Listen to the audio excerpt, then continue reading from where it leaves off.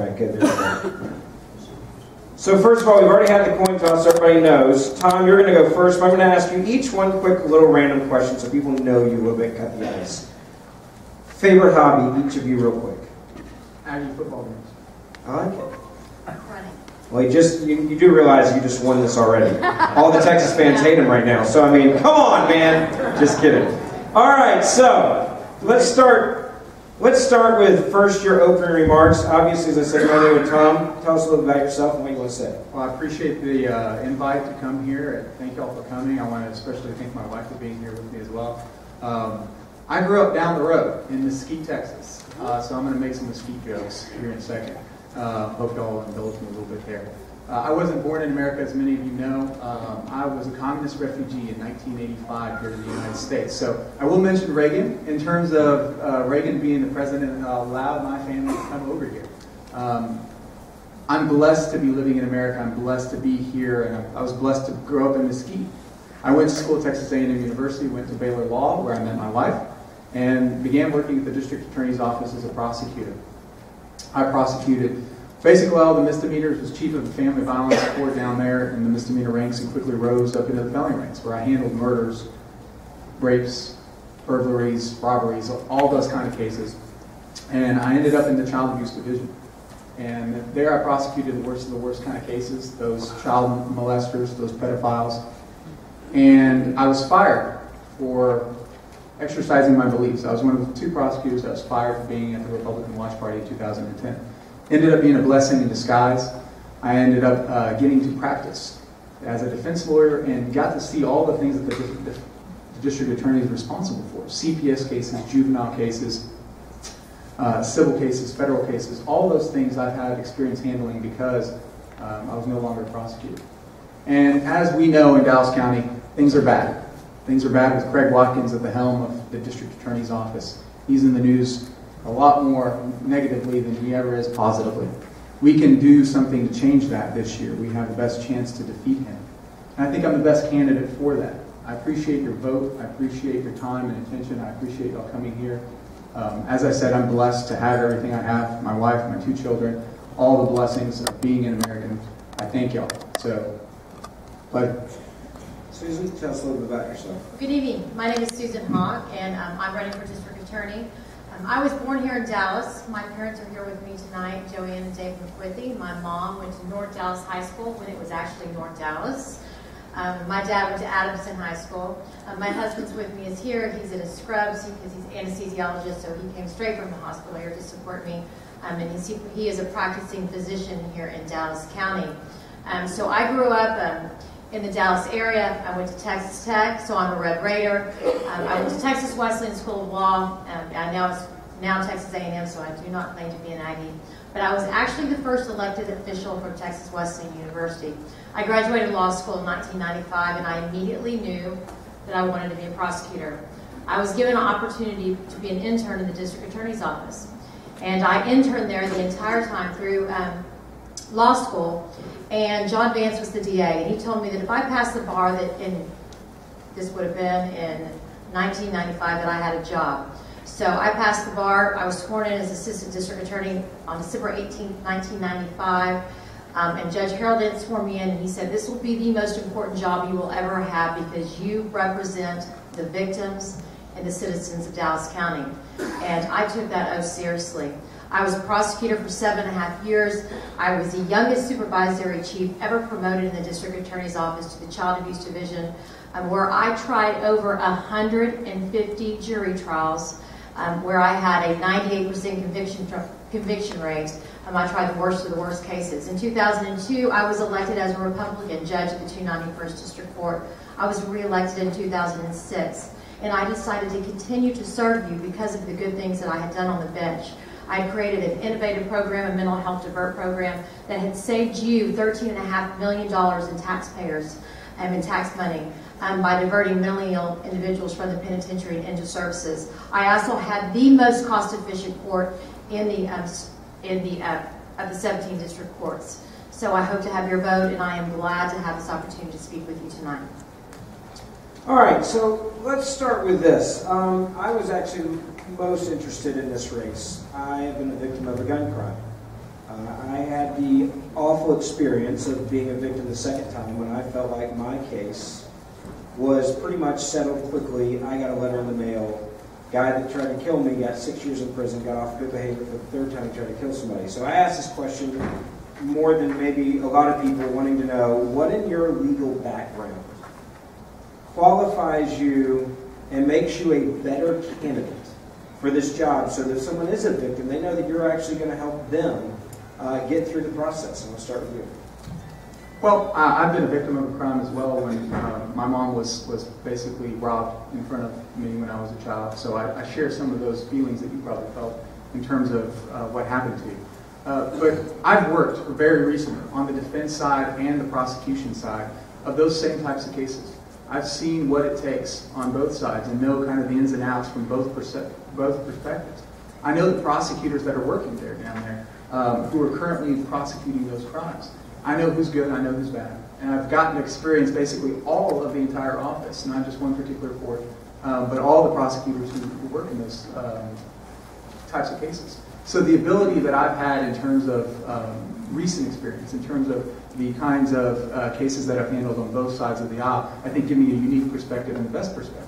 I'm also board certified in criminal law. I'm the only candidate in this race who is board certified in criminal law, which means I've been tested to handle the worst kinds of cases from death penalties on down. And it's a process that I went through studying for the test night and weekends so that I could have that to show people that I know what I'm talking about in terms of those kinds of cases. So I think gun crimes are a particular kind of case that are important. We need to be prosecuting the people who do commit gun crimes probably more stringently so that those of us who do possess guns, that those of us who are gun owners and concealed handgun license holders can freely carry those guns without any kind of fear that they might be taken away one day. And when we do that by prosecuting those cases and giving harsher sentences on those. So that's where I stand on this.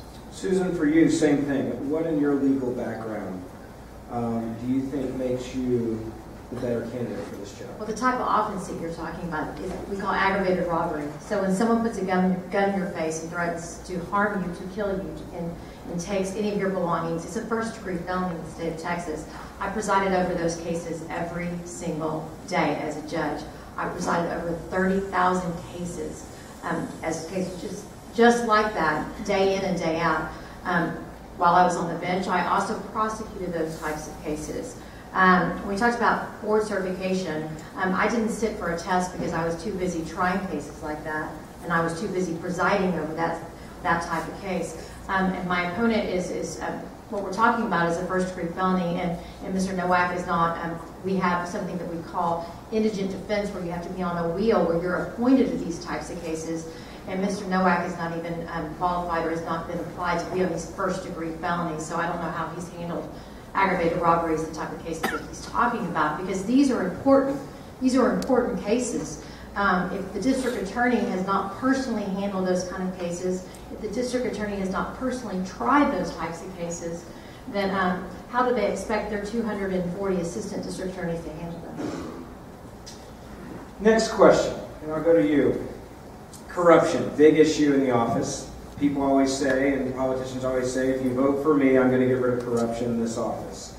Do you have a specific plan to get rid of corruption? How are you going to do that? Do you have the ability, do you really think, to be able to go in there and clean it up if there are things that need to be cleaned up? And I'll start with you, Susan. We talk about corruption. I think we all agree that the district attorney's office is a disgrace, right? I mean, I think that every one of us in here could agree. And I had a front row to that, and I watched that every single day. And that is why I decided to step down 1 year short of vesting in my retirement. Not retiring, but vesting in my retirement, because I could no longer watch what was happening. We have a district attorney who's decided to politicize the office for the first time in history that we can remember.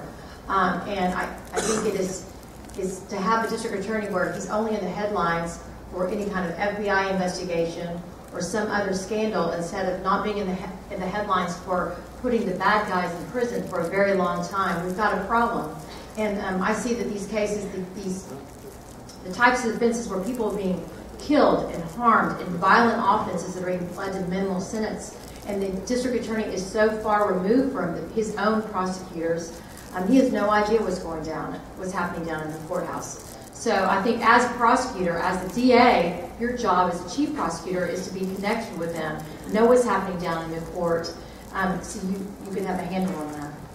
Tom, for you, same thing. I mean, it's a tough one because people always say, well, I'm going to go in there and be able to clean things up, and 99% of the time we see that that's exactly what doesn't happen when we vote for somebody. How will it be different for you? Yeah, I appreciate that. And if I could just answer the last question that came up, because I wish we hadn't gone negative so early in this debate, but I am qualified to handle first-degree felonies, not only because of my board certification, but I chose not to represent defendants who are charged with first-degree felonies. I have more than enough first-degree chair experience to be on the wheel for those first-degree felonies, and it's a misstatement, and I think meant to deceive you folks by saying that I'm not qualified when I certainly am under the rules in Dallas County, and I represent those people on a basis as a defense lawyer as well. Now, leads me kind of to the corruption issue. You have a bunch of people getting hired by Craig Watkins who are like Craig Watkins. It stands to reason that those type of people are going to be hired.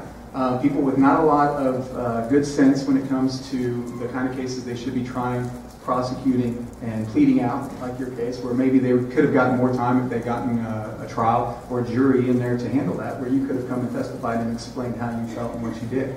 But the corruption goes much further than that in terms of just the type of people that are getting hired. Craig Watkins is obviously prosecuting individuals to help campaign donors. We all heard that case this past year. Here's a man who's prosecuting, indicting somebody on a first-degree felony, like your aggravated robbery, simply to help a campaign donor. That is corruption. And he's been found by a Democrat judge to have violated his oath in doing so. I'm an Air Force Reserve officer. I'm a JAG officer in the Air Force, and I've taken a lot of oaths. So corruption will not stand, and it's why I'm running. A lot of people want to win. I'm a guy that's a winner. I hate it when someone gets a nomination and then they lose. So the big question is, I know as a voter, is if I'm going to vote for somebody, how do I know that you're going to be able to get out the vote? And I ask this to both of you, I'll start with you, Tom. How do I know you're going to be able to pull it together, and what are you going to be able to do to specifically beat your opponent if you get the nomination, and how do you take him out?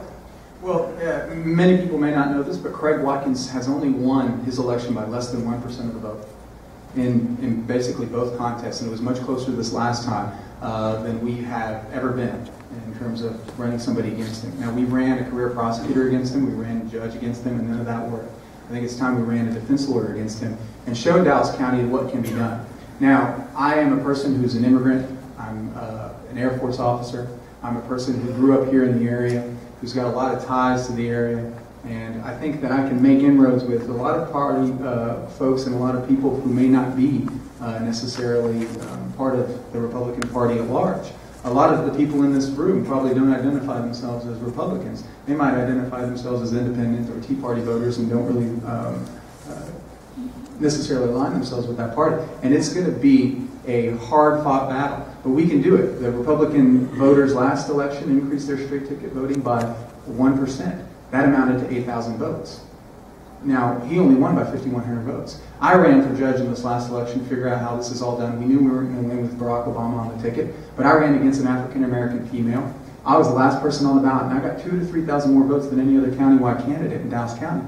I got a higher percentage of the vote than Ted Cruz. Okay? Because I was the last person on the ballot. So Ted Cruz, and he's got something to gain on me, I guess. But I have the ability to do that. Susan, it's a big county. 2.4 million people. Takes a lot of money as a radio guy for those ads and everything else. How would you do it? Well, I mean, it's going to take a lot of money. You're going to have to be able to raise that money. I have that ability. And I only bring up experience and what's important because we see what's happened at the district attorney's office when we had a DA who's never even prosecuted a capital murder case or a first-degree felony case. Those things matter. And when we get to the general election, I was endorsed today by the Texas Municipal Police Association. And if any of you are familiar with it, that is the largest police association in the state of Texas. They have never endorsed in a countywide race, and they have never endorsed in a district attorney race.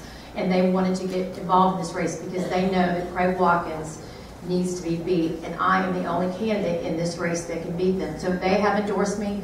Dallas Police Association endorsed me today, along with the Dallas Sheriff's Association. And they have all pledged that we're all going to work together to make sure that we not only defeat Craig Watkins, that we're going to win big. We're going to have to raise money. I mean, it takes money to win this kind of campaign. And I think when you talk about solving crime, it's a three-part equation. It starts with the community, it starts with police officers, and the prosecutors. I have been in the community for the past 17 years as a prosecutor, as an advocate for abused children, and as a presiding judge. I created an innovative program for mentally ill offenders where I was in the community day in and day out dealing with those kind of nonprofit organizations who have all reached out to me and said, well, what can we do to help you win and to get you elected in November?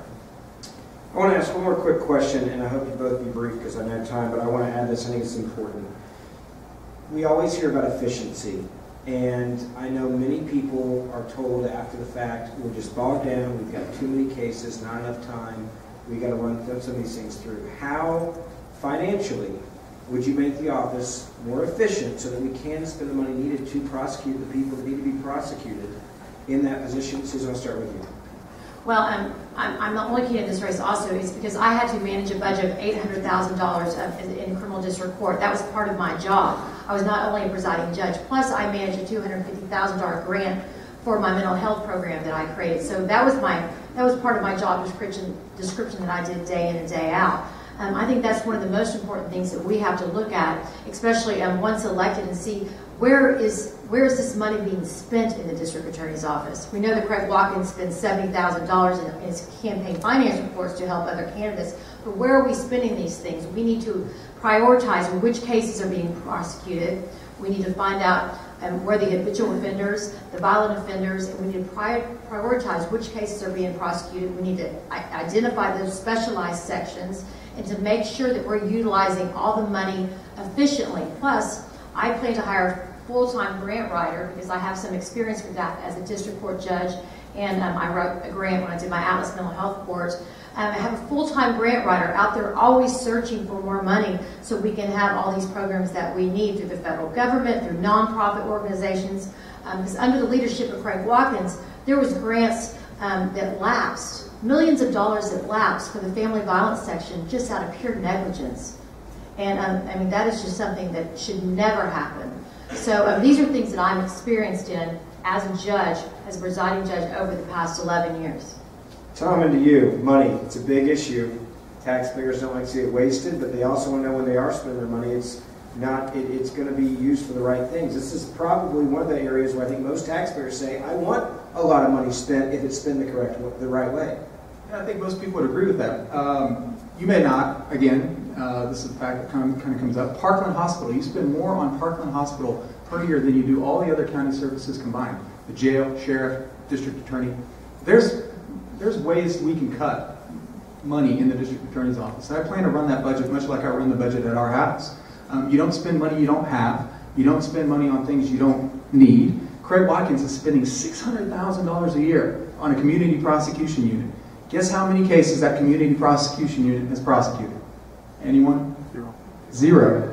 $600,000. Now, those 6 prosecutors might have been able to help with your case better. And we can certainly use them in other ways to make it more efficient, make it move much quicker. But let's not forget, folks, crime has been going down for 10 years. Yet the staff and the number of attorneys at the district attorney's office has been going up.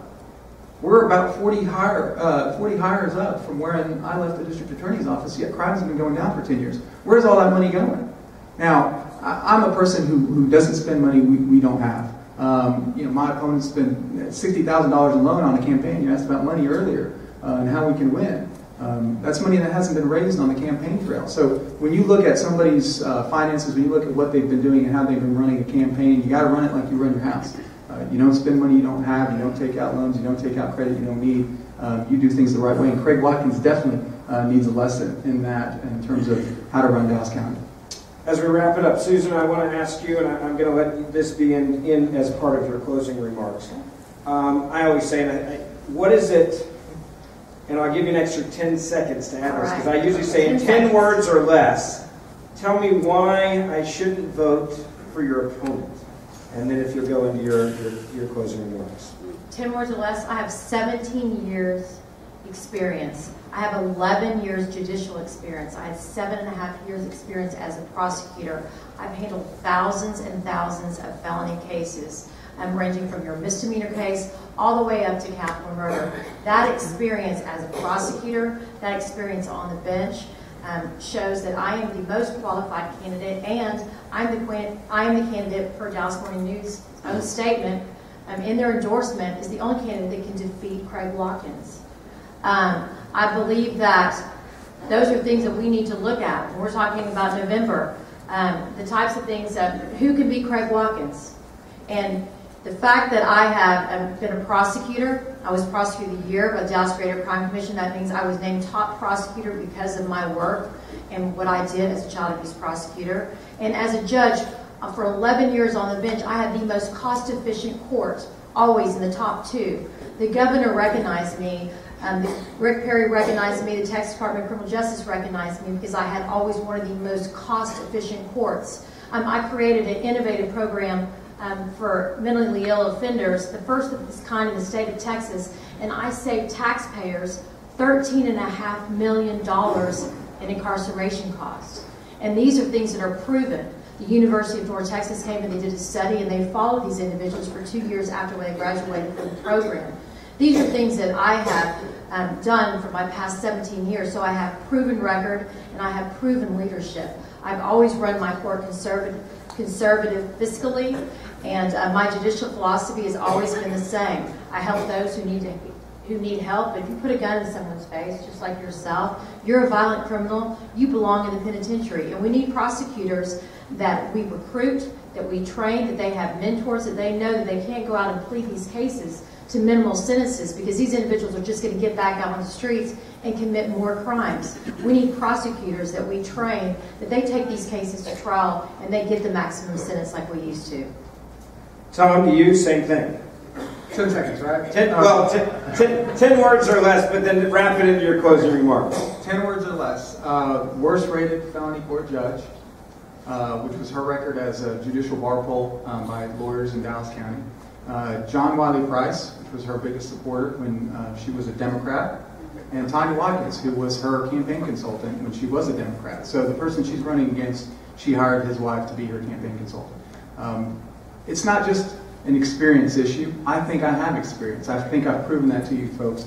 I have board certification that lets you know that I'm an expert in this field, the only person who can call himself an expert in criminal law in this race. I have over 100 jury trials of varying degrees, misdemeanors, felonies, all the way to first-degree felonies. Child abuse cases, super aggravated assaults, I've tried them. Misdemeanors, you bet. I've tried and handled cases, CPS cases, juvenile cases, federal cases, civil cases. These are all things the district attorney is responsible for. So when we talk about experience, I've got it. And you want somebody who knows everybody in one of those buildings. I know who the good prosecutors are. I know who the bailiffs are over at the Juvenile Justice Center. That's important because on day one, I know where to go. I know what to do in terms of finding the right people, doing the right thing in Dallas County. Now, my campaign slogan since I got in this race over a year ago was integrity, ability, and leadership. I have integrity. I stay strong when times are tough. You don't see me running. You don't see me hiding. You don't see me switching parties. I've been standing as a Republican because I owe it to Republicans. I came here and I owe it to the people who elected Ronald Reagan, who allowed my family to come over here. I have the ability, as we've talked about, and I have the leadership. I've been a court supervisor in the courts down in the district attorney's office. I'm an officer in the Air Force. I get leadership training every year when I go down to Dyess Air Force Base in Abilene to do my reservist duty. All those things I think apply to me, and I'm proud to be asking for your vote. It's votingfortom.com, easy enough for an Aggie to remember. I hope that y'all will check it out. God bless y'all, and thank y'all very much. There are your candidates.